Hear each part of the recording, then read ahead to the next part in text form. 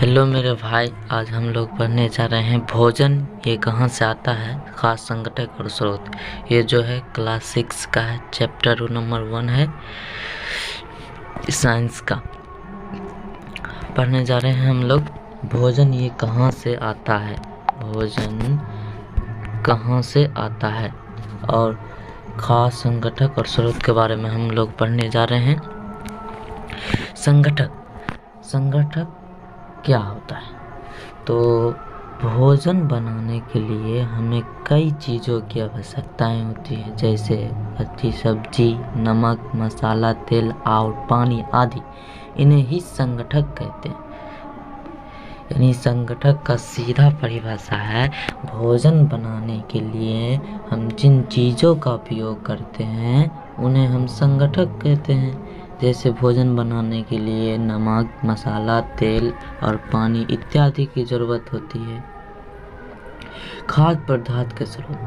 संगठक क्या बोला? भोजन बनाने के लिए यानी खाना पकाने के लिए हमें जिस चीज़ की ज़रूरत होती है उसे हम संगठक कहते हैं। हो गया जैसे नमक, मसाला, तेल आदि। अब खाद्य पदार्थ के स्रोत के बारे में जानते हैं। खाद्य पदार्थ के स्रोत क्या है? जिन चीज़ों से हम अपना भोजन प्राप्त करते हैं उन्हें ही खाद्य पदार्थ का स्रोत कहते हैं। यानी जिन जिन चीज़ों से हम अपना खाना प्राप्त करते हैं या भोजन प्राप्त करते हैं उन्हीं प्रक्रिया को खाद्य पदार्थ कहते हैं। खाद्य पदार्थ जिन जिन चीज़ों से हम अपना भोजन प्राप्त करते हैं उन्हीं को खाद्य पदार्थ क्या स्रोत कहते हैं। हम खाद्य पदार्थ का स्रोत दो स्रोतों से प्राप्त करते हैं। एक पेड़ या जंतु। पेड़ पौधे से प्राप्त करते हैं या जंतु से प्राप्त करते हैं हम भोजन। दो जिससे हम भोजन प्राप्त करते हैं। तो आगे बढ़ते हैं।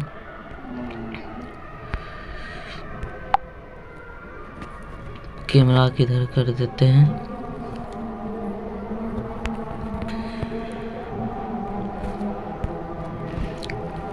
पौधे से प्राप्त खाद्य पदार्थ, यानी पौधे से प्राप्त खाद्य पदार्थ जैसे गेहूं हो गया, दाल हो गया, चावल हो गया, अब हो गया सब्जी और वनस्पति तेल इत्यादि। पौधे से प्राप्त खाद्य पदार्थ गेहूं, दाल, चावल, मक्का, सब्जी और वनस्पति तेल इत्यादि। जंतुओं से प्राप्त खाद्य पदार्थ उदाहरण में अंडा, मांस, दूध, दही, पनीर इत्यादि।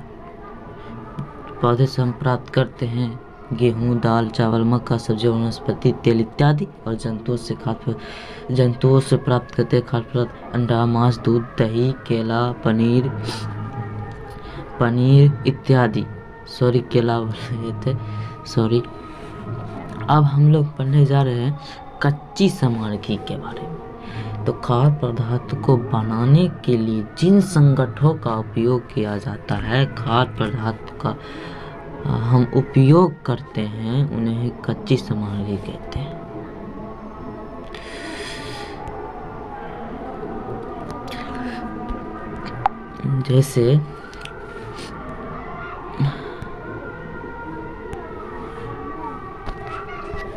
जैसे हम लोग खाद्य पदार्थ को बनाने के लिए जिन संगठनों का उपयोग करते हैं उन्हें कच्ची सामग्री, जैसे नमक, दाल, सब्जी, पानी इत्यादि।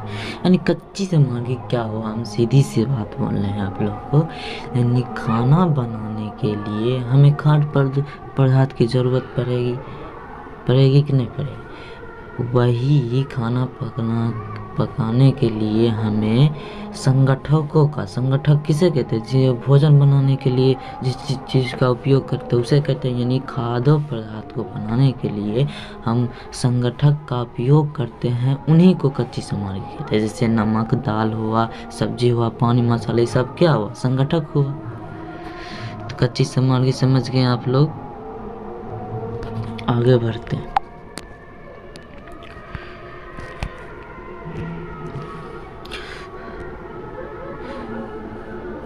पौधे के खाने योग्य भाग।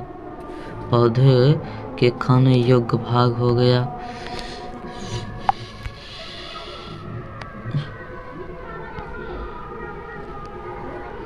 जैसे मतलब हो गया आपको पौधे के खाने योग्य भाग, जैसे कुछ पौधे के 2 या 2 से अधिक भागों को खाया जाता है, इन्हें ही पौधे के खाने योग्य भाग कहा जाता है। पौधे के खाने योग्य भाग किसे कहते हैं? यानी कुछ पौधों में 2 या 2 से अधिक भागों को खाया जाता है, नहीं खाने योग्य कहता। पौधे के जिस जिस भागों को हम खाते हैं तो पौधे के खाने योग्य कहते हैं। सीधी सी बात हमने बोली कि पौधों को जो चीज़ हम खाते हैं उन्हें खाने योग्य कहते हैं। जैसे जड़ खाते हैं, तना खाते हैं, फल खाते हैं, फूल खाते हैं, पत्ता इत्यादि सब खाने योग्य हैं। हो गया। अब आगे बढ़ते हैं। जैसे हम लोग क्या क्या खाते हैं, जैसे आलू का तना खाया जाता है, आलू जो होता है आलू का तना खाया जाता है। मूली तथा जड़ पत्तों दोनों खाया जाता है। मूली का जड़ और पत्ता दोनों भी खाया जाता है। लौकी का फल खाया जाता है, लौकी का फल खाया जाता है। पालक का पत्ता खाया जाता है, पालक का पत्ता खाया जाता है। और अब अगला पॉइंट आया, अंकुरन किसे कहते हैं? बीज से शिशु पौधे का बुना अंकुरन कहते हैं। यानी ये बीज हुआ, तो बीज से जब जमीन में गया, बीज जब जमीन में गया, बीज जब जमीन में गया, बीज जमीन में गया, जैसे मान लो ये जमीन है आई बीज गया, तो बीज गया तो उसके ऊपर छोटा सा सादा सा निकलने का प्रक्रिया जो होता है, शिशु पौधे का जन्म लेता है, उसी को अंकुरन कहते हैं। पौधे से छोटा सा भाग ऊपर जो होता है उसी को अंकुरन कहते हैं। शिशु पौधे का, जैसे मूंग का अंकुरन हुआ, मूंग को अगर फूलने छोड़ दो, मूंग तनी से निकल जाता हुआ सादा सा, उससे मूंग का अंकुरन, चना का अंकुरन हो गया। अब अंकुर किसे कहते हैं? स्पोर्ट। अंकुरित बीजों से एक सफेद रंग की धागे जैसी संरचनाएं निकलती है, जिसे अंकुर कहते हैं। अंकुरित बीजों से एक सफेद रंग की धागे जैसी संरचनाएं मिलती है, जिसे अंकुर कहते हैं। अंकुरित बीजों से एक सफेद जैसे अब अंकुरन और अंकुर में आपको अंतर बताएं। जैसे ये बीज हुआ, ये जमीन हुआ, इसके ऊपर जो छोटा पौधा जन्म हुआ, शिशु पौधा, उसी को अंकुरन कहते हैं, उसी को अंकुरन कहते हैं, उसी को अंकुरन कहते हैं, अंकुरन कहते हैं। और अंकुर किसे कहते हैं? ये जो ऊपर सादा रंग का जो ऊपर निकला हुआ रहता है, उसी को अंकुर कहते हैं। समझ में आया आप लोग को? अगला है मकरंद किसे कहते हैं? मकरंद किसे कहते हैं? मकरंद नेक्टर, मधुमक्खियों द्वारा इकट्ठा की गई फूलों के मीठे रस को मकरंद नेक्टर कहते हैं। मधुमक्खियों द्वारा इकट्ठा की गई फूलों के मीठे रस को मकरंद कहते हैं।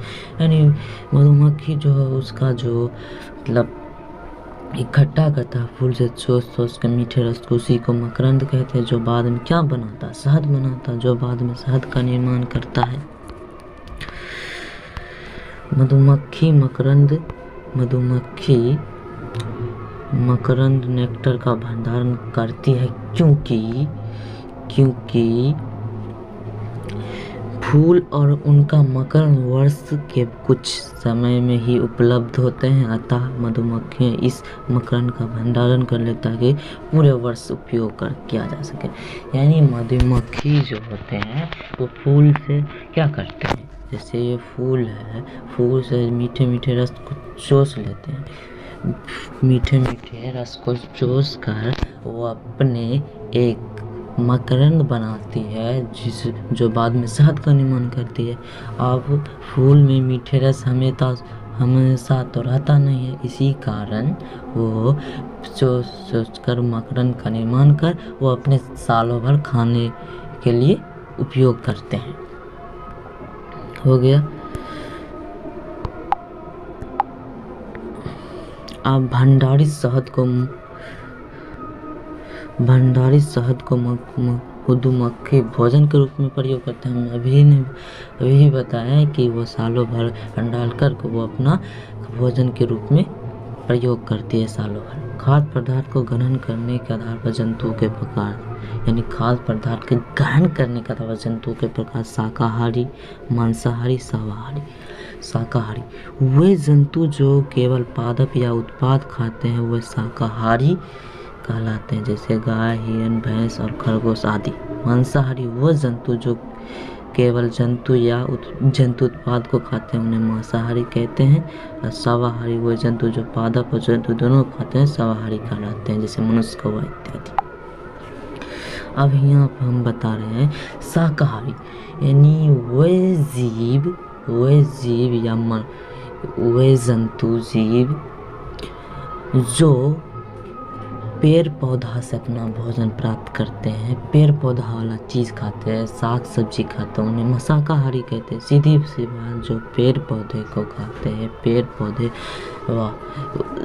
से अपना भोजन प्राप्त करते हैं, वैसे जंतु जो पेड़ पौधे से अपना भोजन प्राप्त करते हैं उन्हें शाकाहारी कहते हैं।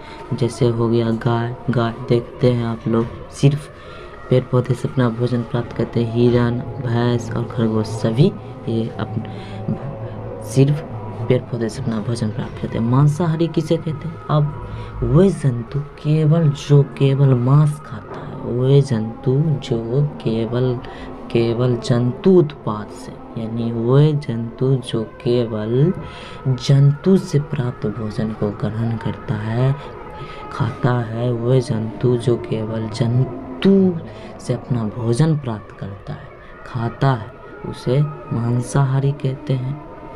जैसे शेर हो गया, बाघ हुआ, ये लोग शिकार करके, हिरण का शिकार करके खाते हैं, वो जंतु है ना, उसी को मार को खाते हैं, तो शेर और बाघ आदि। अब शाकाहारी क्या? वे जंतु जो पेड़ पौधा और जंतु दोनों से प्राप्त अपना भोजन करते हैं उन्हें शाकाहारी कहते हैं। वे जंतु क्या बोले हम? वे जंतु जो अपना भोजन पेड़ पौधे तथा जंतु दोनों से अपना भोजन प्राप्त करते हैं उन्हें शाकाहारी कहते हैं। जैसे मनुष्य हो गया, मनुष्य साग सब्जी भी खाता है, पेड़ पौधे से भी खाता है, और जैसे मुर्गा हो गया, खस्सी हुआ, ये सब भी खाता है, और कौवा आदि।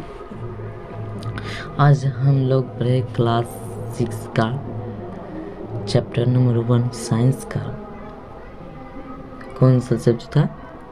भोजन कहाँ से आता है। तो इस आगे भी हम चैप्टर करवाएंगे और इसका नोट्स हम टेलीग्राम पर डाल देंगे और डिस्क्रिप्शन में भी डाल देंगे। हमारे चैनल को प्लीज़ सब्सक्राइब करें और लाइक कर दे ये वीडियो को, और आगे से आगे शेयर करें फ्रेंड के साथ।